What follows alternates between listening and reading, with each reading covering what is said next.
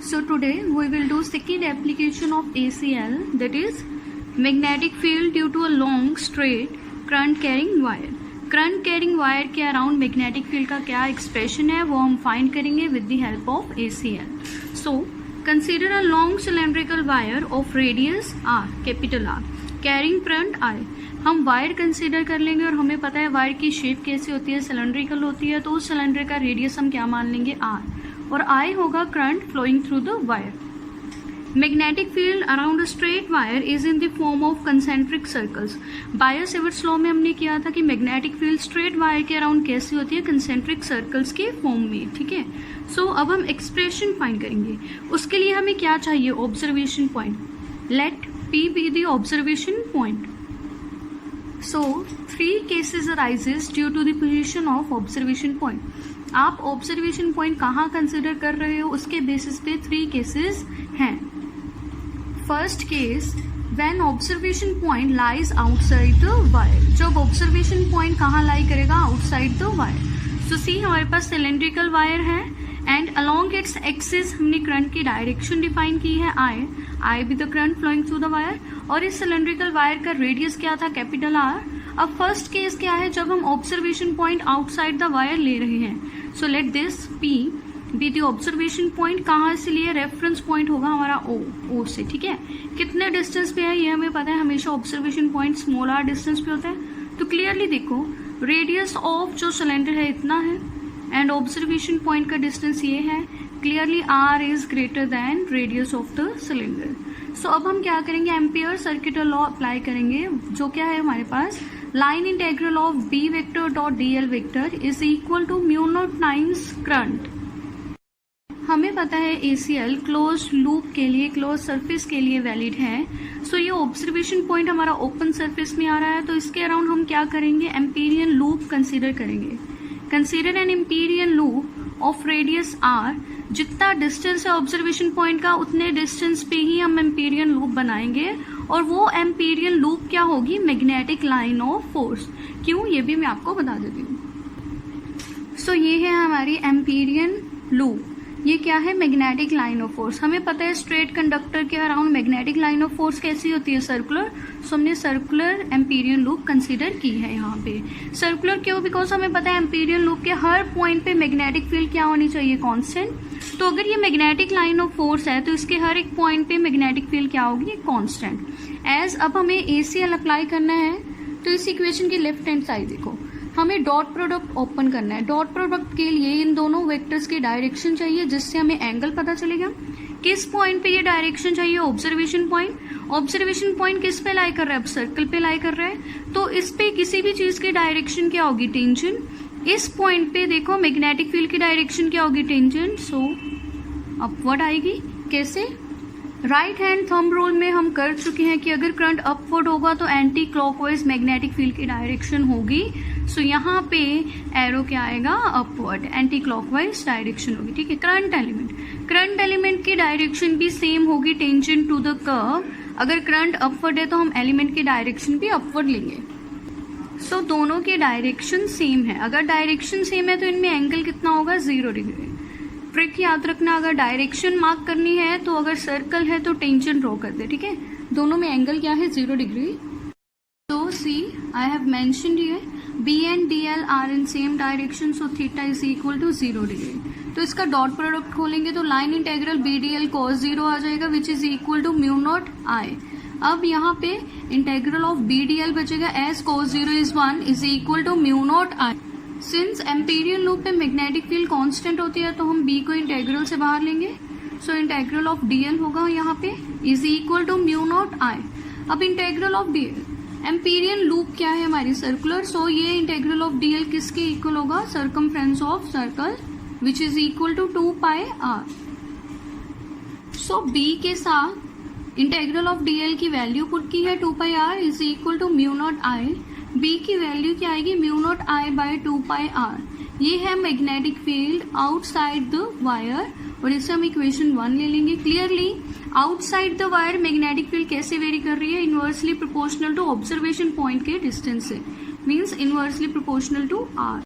Case 2, if observation point lies on the surface of wire, अगर observation point wire के ऊपर lie करेगा, so see here, ये observation point मैंने wire के ऊपर लिया है and it is at distance r from reference point O।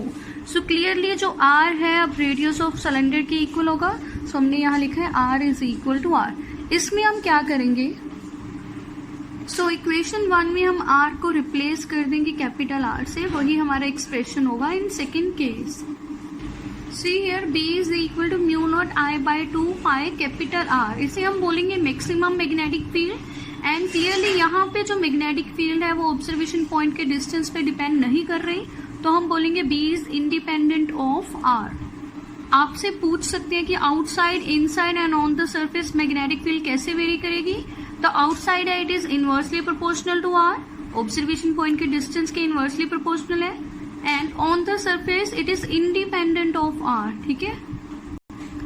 Third case, if observation point lies inside the wire, अगर observation point inside the wire lie करे तो उस केस में क्या होगा, सी O पॉइंट हमारा रेफरेंस पॉइंट था, O point से P मैंने ऑब्जर्वेशन पॉइंट वायर के इनसाइड लिया है। ऑब्जर्वेशन पॉइंट किस डिस्टेंस पे होता है, स्मॉल r। क्लियरली यहाँ पे small r is less than radius of the cylinder, so वो हमने लिख दिया r is less than capital R means radius of cylinder. So according to ACL, line integral of B vector dot DL vector is equal to mu naught I dash. इस case में हम I dash लेंगे, ये case very very important है, इसे ध्यान से समझना।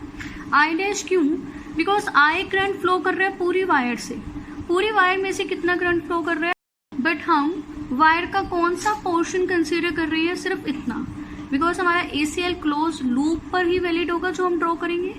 ये इतना पोर्शन ले रहा है मींस पूरा पोर्शन नहीं, तो हम मान लेंगे कि इस पोर्शन में से कितना करंट फ्लो कर रहा है, I डैश, ठीक है। So I have written I dash is equal to be the current flowing through Amperian loop of radius R, means इतने लूप में से, इतने पोर्शन में से कितना करंट फ्लो कर रहा है उसे हम क्या लेंगे, I डैश। नाउ हमारा फर्स्ट स्टेप होगा I डैश को फाइंड करना। सो सी उसे हम कैसे फाइंड करेंगे, I करंट कहाँ से फ्लो कर रहा है, पूरी वायर में से। तो क्या कभी ऐसा होता है कि वायर जो है उसके आउटर साइड करंट की वैल्यू कुछ और हो और इनर साइड करंट की वैल्यू कुछ और हो, नो, ऐसे कभी भी नहीं होता। वायर में करंट यूनिफॉर्म फ्लो करता है, I करंट इस पोर्शन से भी फ्लो करेगा, इस पोर्शन से भी फ्लो करेगा और इस पोर्शन से भी फ्लो करेगा। मींस करंट चाहे वायर का कितना भी पोर्शन मैं लूं, सपोज इतना पोर्शन ले लेती हूँ मैं, इतने पोर्शन से भी करंट I फ्लो करेगा, इतने पोर्शन से भी करंट I फ्लो करेगा, ठीक है। Means current per unit area कितना रहेगा, सेम, ठीक है। इसे मैं कैसे लिखूंगी, I करंट फ्लो कर रहा है इतने एरिया से, 2D कंसीडर करती हूँ, ये 2D क्या है, circle, means I current flow कर रहा है कितने एरिया में से, सर्कल में से, जिसका रेडियस क्या है, capital R। And I dash current किस में से फ्लो कर रहा है, इस सर्कल में से, जिसका रेडियस क्या है, स्मॉल r, ठीक है। अब हमें पता है कि वायर में करंट सेम फ्लो करता है, चाहे मैं इतने पोर्शन को कंसीडर करूं, चाहे मैं इतने पोर्शन को कंसीडर करूं, तो करंट पर यूनिट एरिया हम इक्वेट करेंगे दोनों वैल्यूज का। So see, current per unit area is equal to current per unit area, ये एरिया कौन सा है, of circle of radius small r, ये एरिया कैपिटल R का और ये एरिया स्मॉल r का, ठीक है। So see here I per unit area, जैसे मैंने बताया था वो सर्कल है, तो सर्कल का एरिया क्या होता है, पाई r स्क्वायर, हम 2D ले रहे हैं, is equal to I dash. I dash कितने सर्कल में से फ्लो कर रहा था, जिसका रेडियस है स्मॉल r, तो उसका एरिया क्या हो गया, पाई r स्क्वायर। ये इक्वेट क्यों किया, जैसे मैं आपको समझा चुकी हूँ कि करंट सेम ही फ्लो करेगा कोई भी वायर का पोर्शन हम ले। सो यहाँ से हम I डैश निकाल लेंगे, पाई एंड पाई कैंसिल हो जाएगा, तो I डैश आएगा I R square by capital R square. अब ये वैल्यू हम इक्वेशन 2 में पुट कर देंगे। इक्वेशन 2 थी हमारे पास, line integral of B dot DL is equal to mu naught I dash, तो I डैश की वैल्यू मैं यहाँ पुट कर रही हूँ। अब इसके बाद हमें पता है B डॉट DL को ओपन करना पड़ेगा, मीन्स डॉट प्रोडक्ट चाहिए, तो फिर से एम्पीरियल लूप, एक सर्कल है, सर्कल पे डायरेक्शन कौन देगा, टेंशन, तो दोनों टेंशन सेम डायरेक्शन में होंगे, दोनों में एंगल कितना होगा, 0, जैसे हमने फर्स्ट केस में किया था। So see I have written BDL cos 0 degree is equal to mu naught, ये वैल्यू एज इट इज। अब यहाँ से B हम बाहर ले लेंगे, बिकॉज एम्पीरियल लूप में मैग्नेटिक फील्ड कांस्टेंट होती है, कांस्टेंट चीज की इंटीग्रेशन नहीं होगी, सो इंटेग्रल ऑफ dl रहेगा इज इक्वल टू, ये वैल्यू लिख ली। अब इंटेग्रल ऑफ dl यहाँ पर क्या है, integral of dl is equal to circumference of circle, कौन सा सर्कल, जिसका रेडियस क्या है, small r। So integral of dl क्या होगा, 2 पाई r, इतनी लेंथ होगी उस सर्कल की। So b into 2 pi r is equal to this. हमें b चाहिए, इस फैक्टर को यहाँ डिनोमिनेटर में लिख देंगे।